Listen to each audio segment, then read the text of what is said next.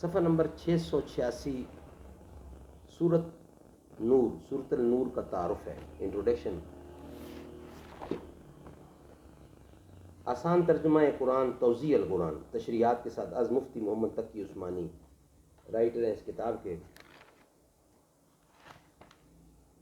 اعوذ باللہ السمیع العلیم من الشیطان الرجیم، بسم اللہ الرحمن الرحیم، الحمدللہ وکفی وسلام علی عبادہ الذین اصطفی۔ بسم اللہ الرحمن الرحیم، سورۃ انزلناہا وفرضناہا وانزلنا فیہا آیات بینات لعلکم تذکرون۔ یہ ایک سورت ہے جو ہم نے نازل کی اور جس کے احکام کو ہم نے فرض کیا ہے، اور اس میں کھلی کھلی آیتیں نازل کی ہیں تاکہ تم نصیحت حاصل کرو۔ ناظرین، ہم صرف سورت کا تعارف کروا رہے ہیں، انٹروڈکشن، اس سورت کی فضیلت اور مقصد کیا ہے۔ سورت مدنی ہے اور اس میں 64 آیتیں ہیں اور 9 رکوع ہیں، اور سورت جو ہے 18ویں نمبر پہ جو پارہ ہے قد افلح اس کے اندر ہے، اور اپنا سیریل نمبر ہے اس کا 24، اور مدینہ میں نازل ہوئی تو مدینہ کا جو اپنا اس کا نمبر ہے 102، 102، یعنی یہاں تک 102 صورتیں نازل ہو چکی ہیں، یہ کہنے کا مقصد یہ ہے۔ اور تعارف اس کا یوں ہے، اس صورت کا مرکزی موضوع معاشرے میں بے حیائی اور فحاشی کو روکنے اور عفت و عصمت کو فروغ دینے کے لیے ضروری ہدایات اور احکام دینا ہے۔ پچھلی صورت کے شروع میں مومنوں کی جو خصوصیات بیان فرمائی گئی تھیں ان میں سے ایک اہم خصوصیت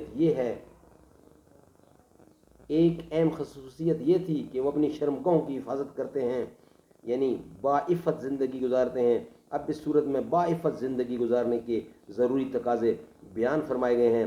چنانچہ صورت کے شروع ہی میں زنا کی شرعی سزا بیان فرمائی گئی ہے، اور ساتھ ہی یہ بتایا گیا ہے کہ جس طرح زنا انتہائی گنہونا جرم ہے، اسی طرح کسی بے گناہ پر شرعی ثبوت کے بغیر زنا کا الزام لگانا بھی نہ صرف سخت گناہ ہے بلکہ اس پر بھی سخت قانونی سزا مقرر فرمائی گئی ہے۔ غالب گمان یہ ہے کہ یہ صورت ہجرت کے بعد 6 سال نازل ہوئی۔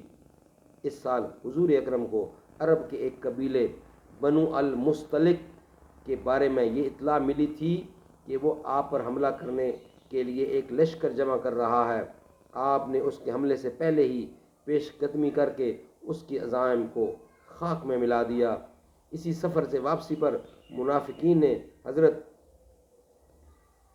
صدیقہ عائشہ رضی اللہ عنہا کے خلاف بڑی کمینگی کے ساتھ ایک بے بنیاد تہمت لگائی اور اسے مدینہ منورہ میں بڑے پیمانے پر شہرت دی، جس سے کچھ مخلص مسلمان بھی متاثر ہوئے۔ اس صورت کی آیات 11 سے 20 تک حضرت عائشہ کی برات کا اعلان کرنے کے لیے نازل ہوئیں، یعنی 11 سے 20 آیتیں، اور جن لوگوں نے تہمت لگانے کا گھناؤنا جرم کیا تھا ان کو اور معاشرے میں عریانی و فحاشی پھیلانے والوں کو سخت عذاب کی وعید سنائی گئی۔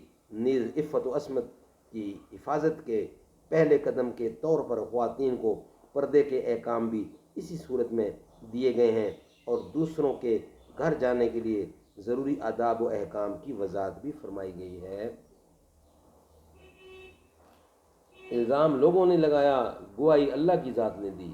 اس قرآن کریم میں اور اس صورت میں الزام تراشی لوگوں نے کی، لیکن اس کا جو شہادت ہے یعنی گواہی ہے وہ اللہ کی ذات دے رہی ہیں اس صورت میں۔ اس کا مین ہیڈنگ یہی ہے۔